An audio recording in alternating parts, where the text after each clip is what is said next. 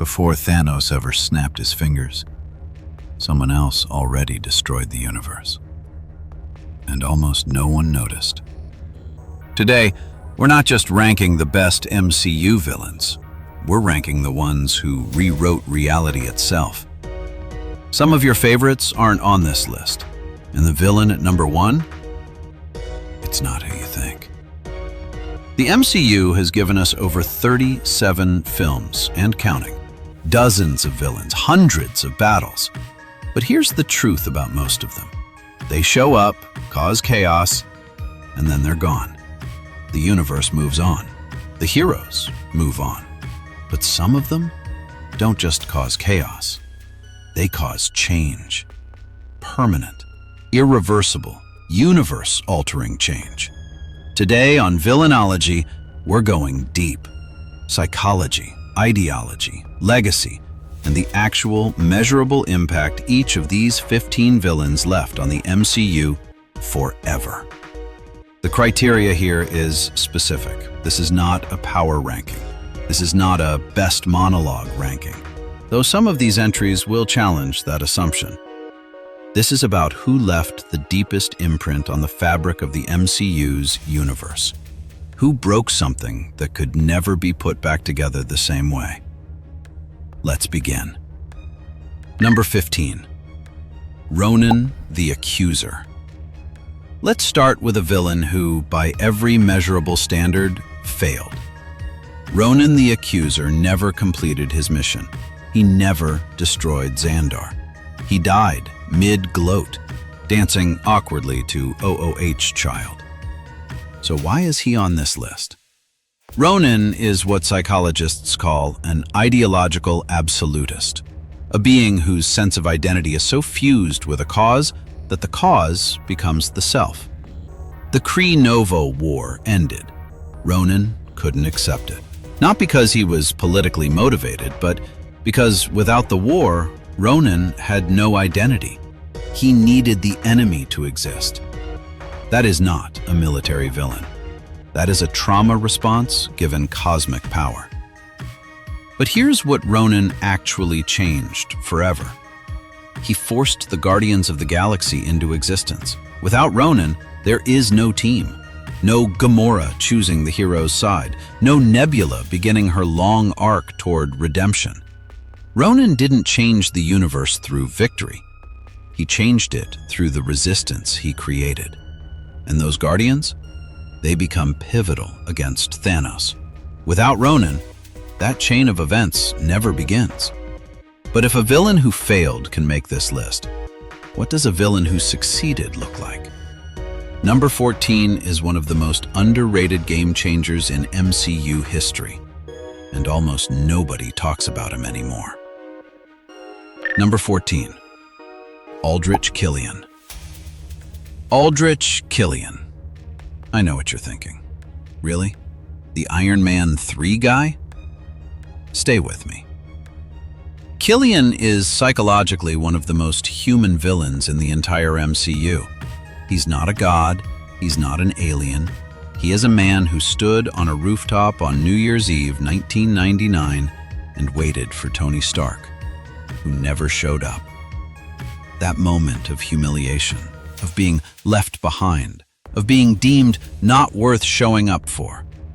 That is what created Killian. This is called narcissistic injury, the wound so deep to the ego that the entire architecture of a person's identity reconstructs itself around revenge. Killian didn't want to destroy the world. He wanted to replace Stark. But what did Killian actually change? Two things. First, extremis. Even in defeat, the program became a template for enhanced human experimentation that echoed through S.H.I.E.L.D., AIM, and beyond. Second, and this is the one people miss, Iron Man 3 ended with Tony Stark destroying his suits and walking away. Killian broke Tony Stark psychologically in a way no villain before him had.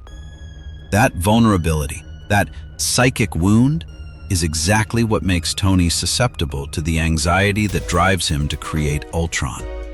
Killian's real weapon wasn't extremis. It was doubt. Number 13. Alexander Pierce and Hydra.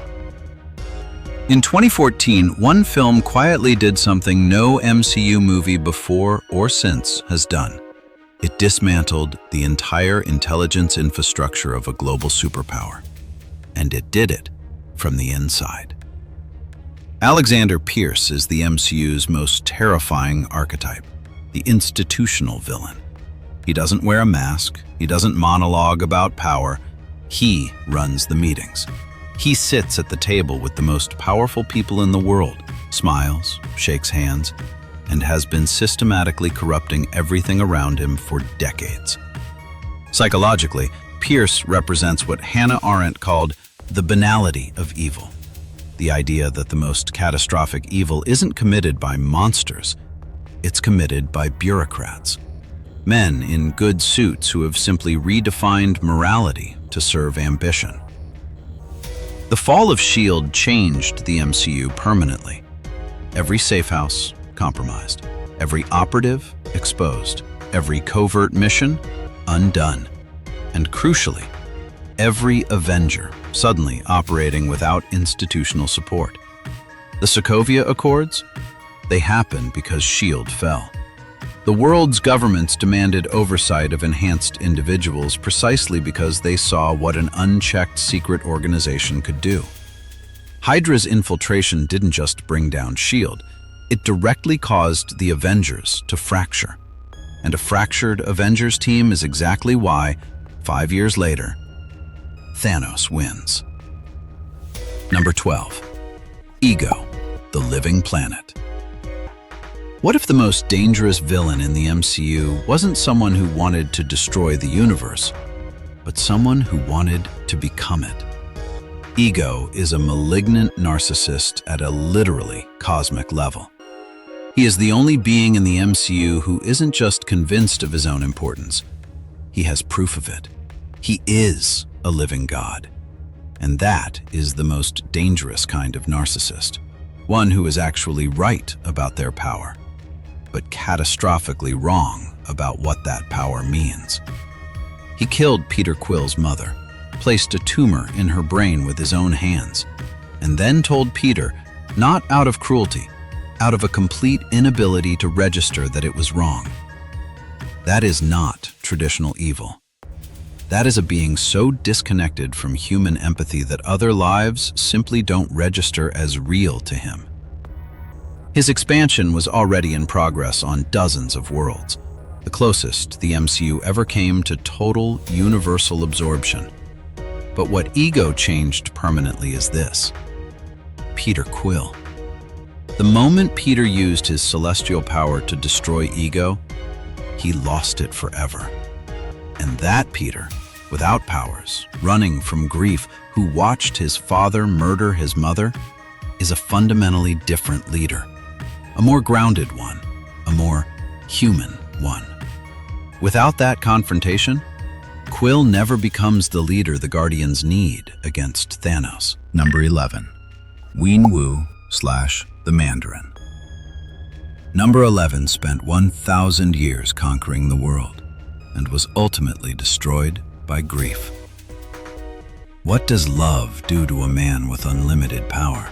In Wenwu's case, it ends the world.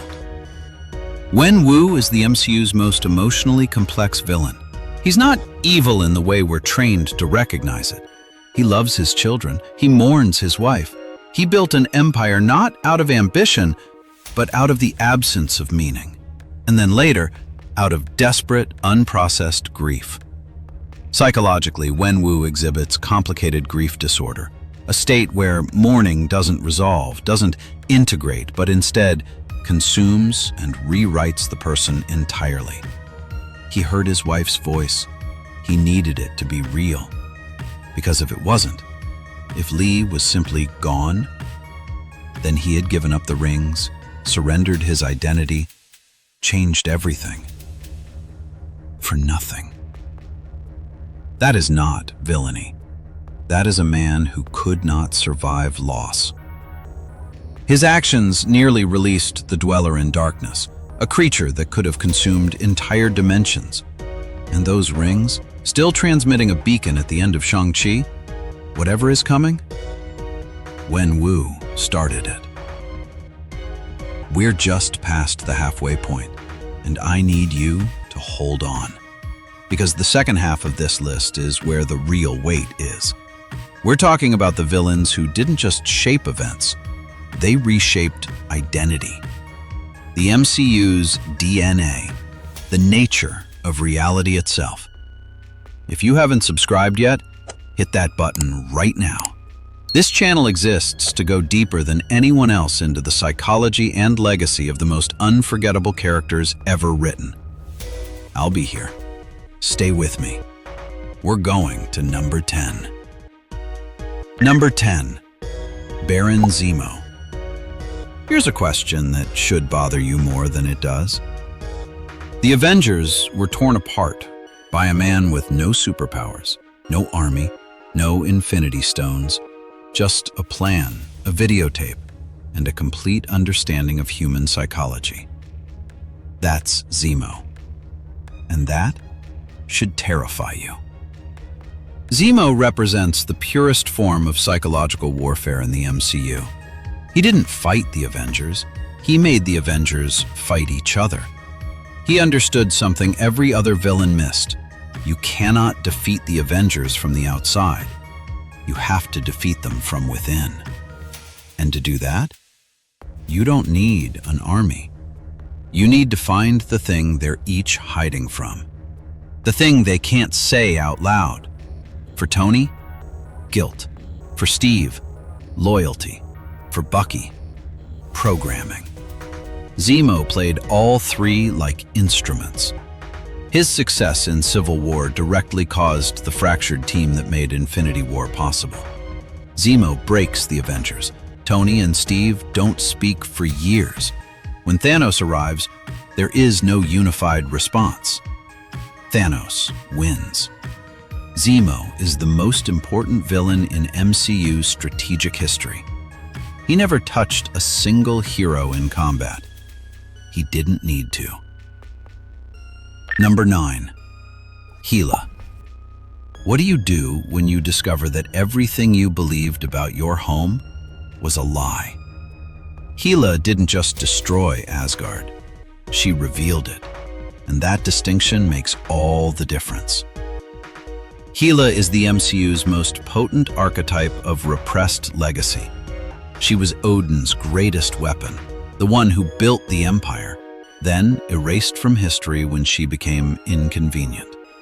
Psychologically, she is what happens when identity is built entirely on validation from authority, and that validation is suddenly revoked. She isn't evil because she's twisted. She's evil because she was used, and then discarded. And the only way she knows how to reclaim herself is to reclaim the power that was taken.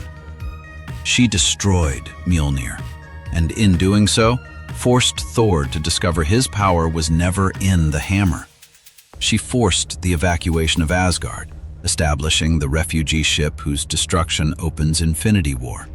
She revealed that Odin's legacy, the foundation of Thor's entire identity, was built on conquest and genocide.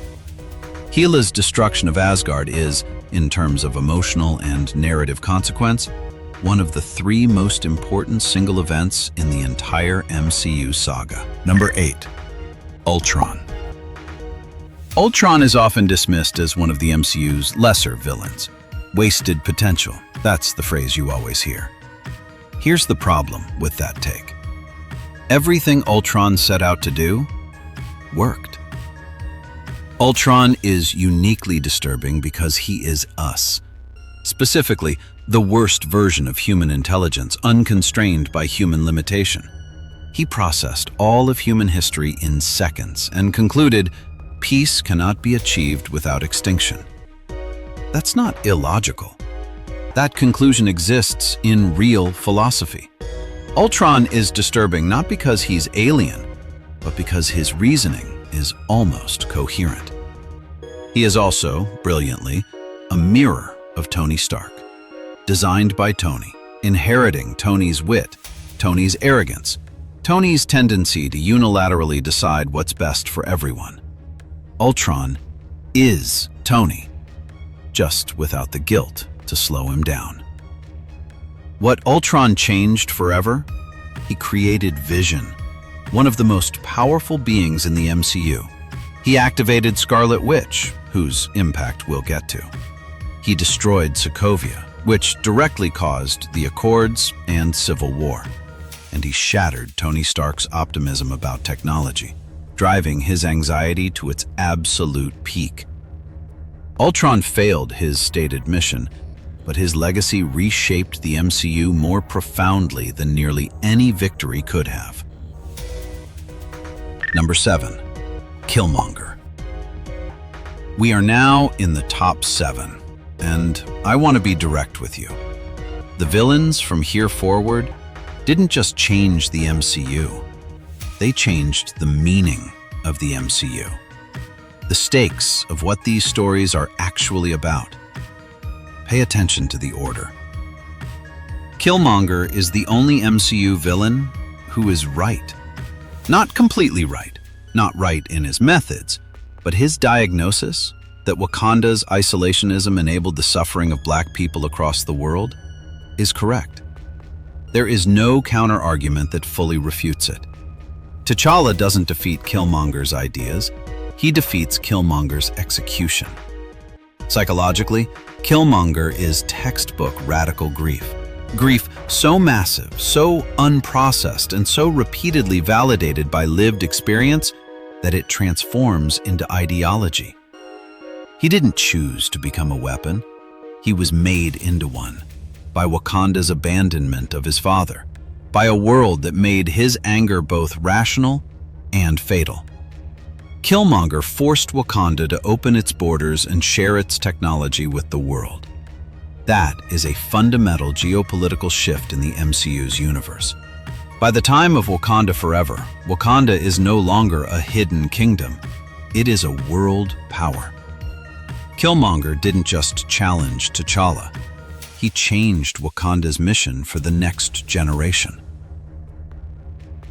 Number 6. The Red Skull. This villain first appeared in 1942.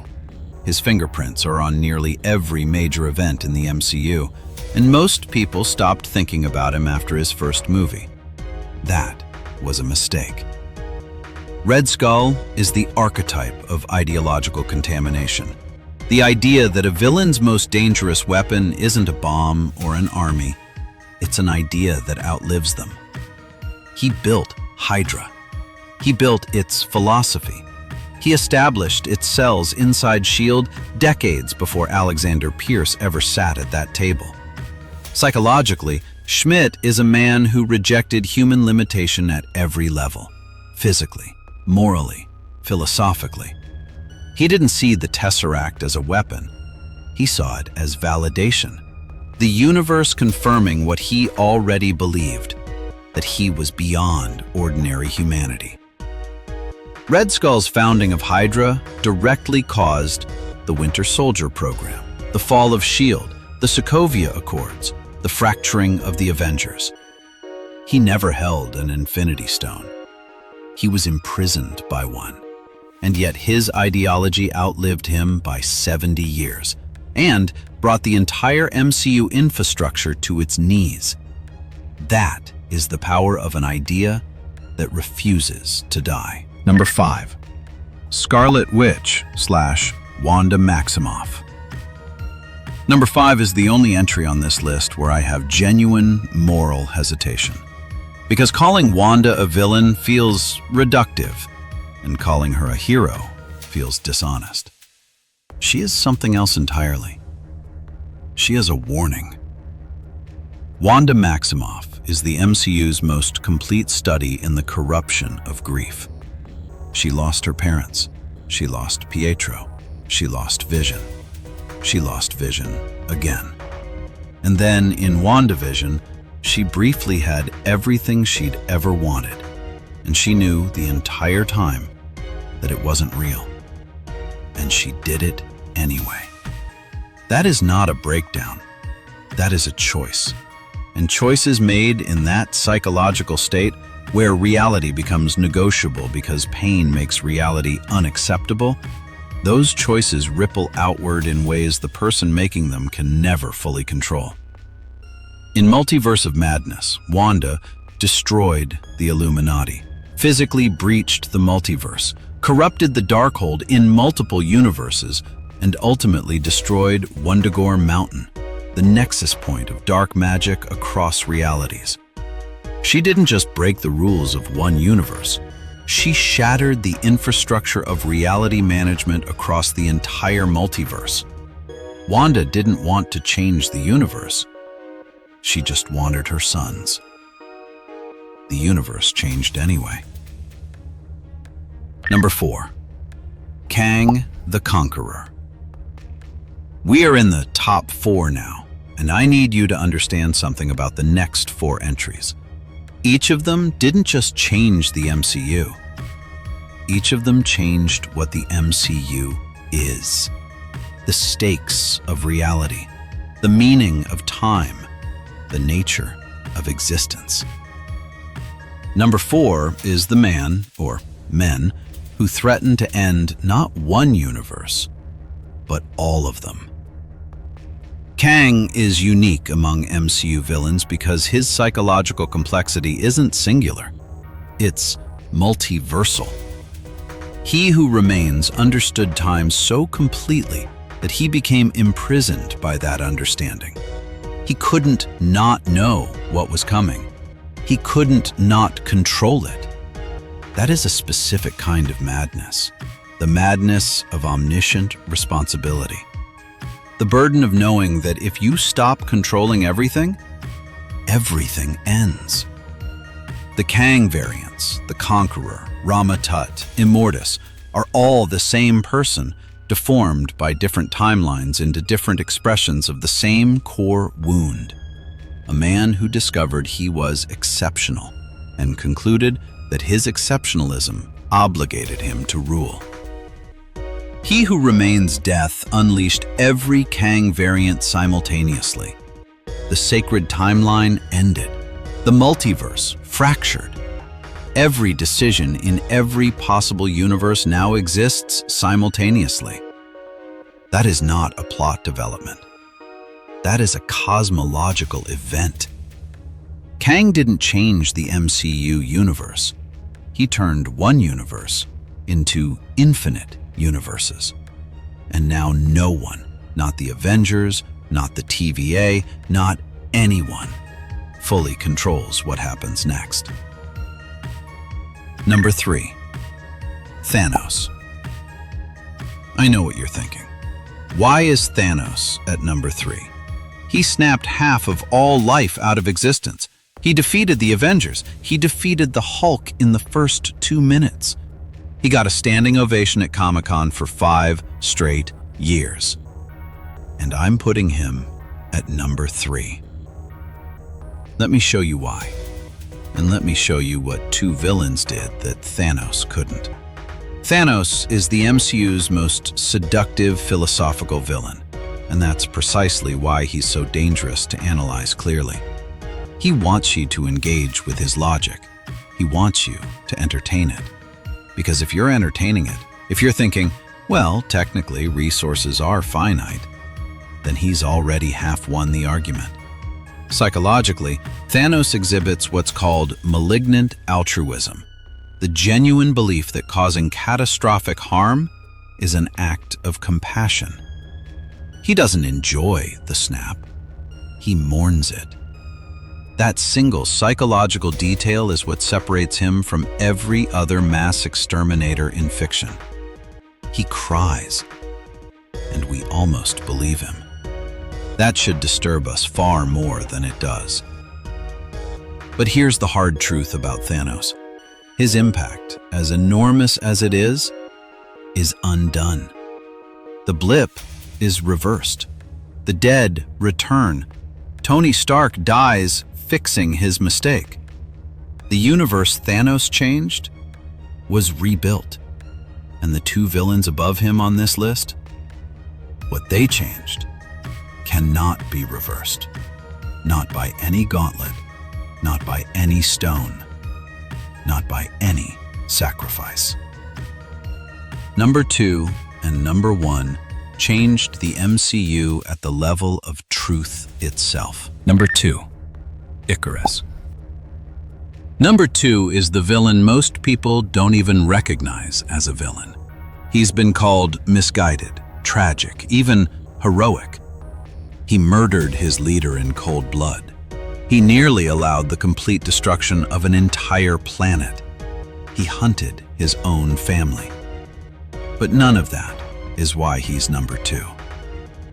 He's number 2 because of what his existence revealed. Ikaris is the MCU's most devastating exploration of purpose versus personhood. He was created, not born, designed with a mission pre-installed before he ever drew breath.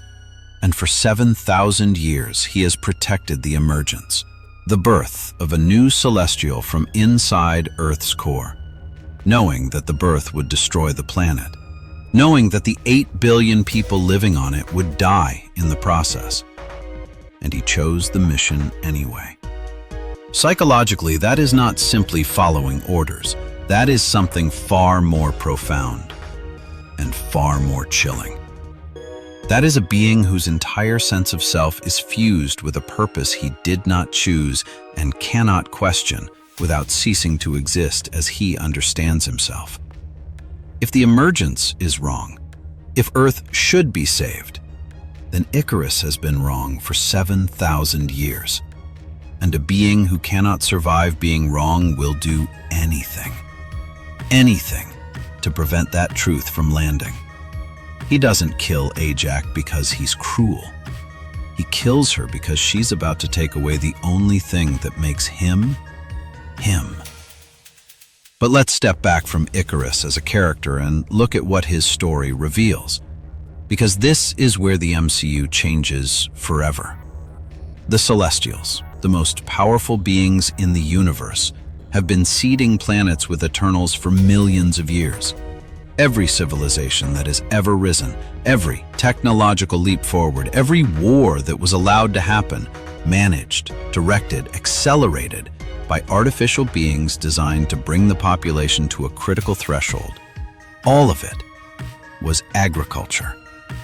Humanity was not the hero of its own story. Humanity was fertilizer. That is what Ikaris was protecting. Not the universe, not balance. A cosmic farming cycle in which entire civilizations are grown, harvested, and the planet consumed so that a new god can be born. Thanos killed half of all life. Ikaris nearly allowed the death of all life on Earth as scheduled maintenance. And the even more terrifying implication?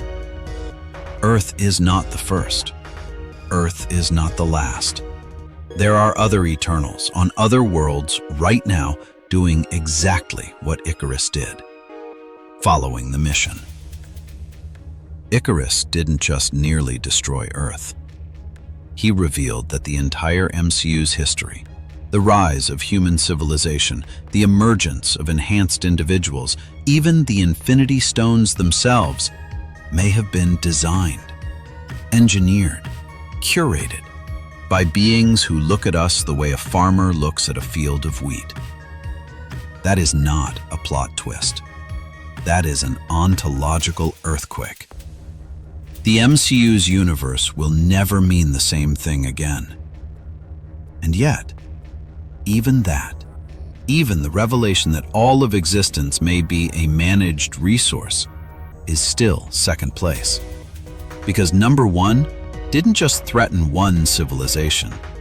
He didn't just reveal a cosmic conspiracy.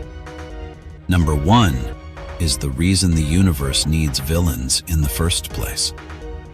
He is older than gods, older than the Celestials, older, in some tellings, than time itself. Number 1 is Galactus. Number 1, Galactus, the devourer of worlds. Before we talk about what Galactus does, I need you to understand what Galactus is, because the word villain barely applies here. You do not call a hurricane a villain.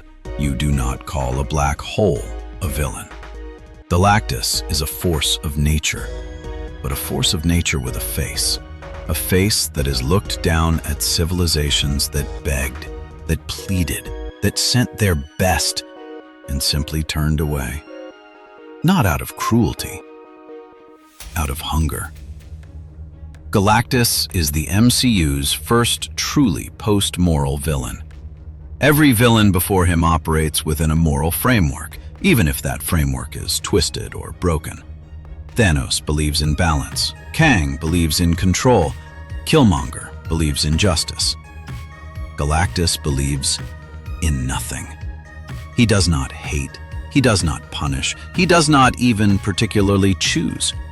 He consumes because he must consume, because he is the last survivor of the universe that existed before the Big Bang, and his existence is the price the current universe pays for being born. Psychologically, there is only one framework that even begins to apply to Galactus, and it's not villainy. It's cosmic necessity. He is hunger given form. He is the void at the end of all things wearing a face so we can look at it, so we can direct our terror somewhere before it consumes us. And here is the most disturbing detail in Galactus's entire mythology. The Celestials know he exists, and they have not stopped him. Which means one of two things is true. Either they cannot, or they have decided that what Galactus takes is acceptable loss. I'll let you sit with that.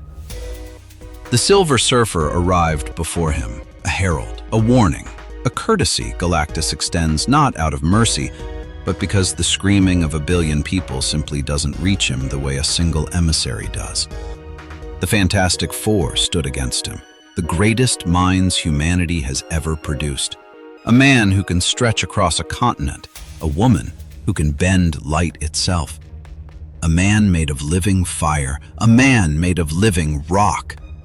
And Galactus noticed them the way you notice an ant before deciding whether to step around it.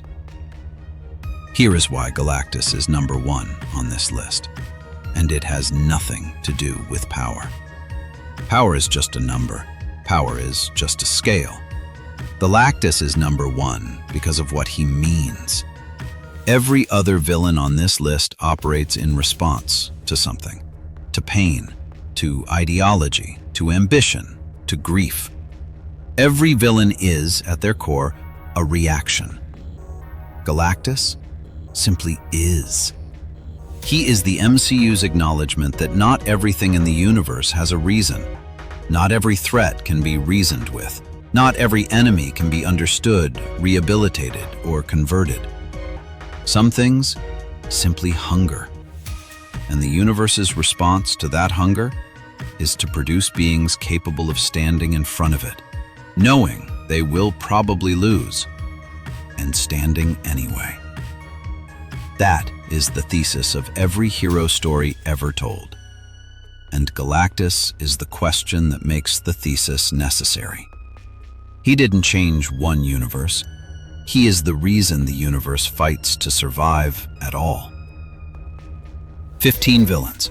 15 different ways to break the universe.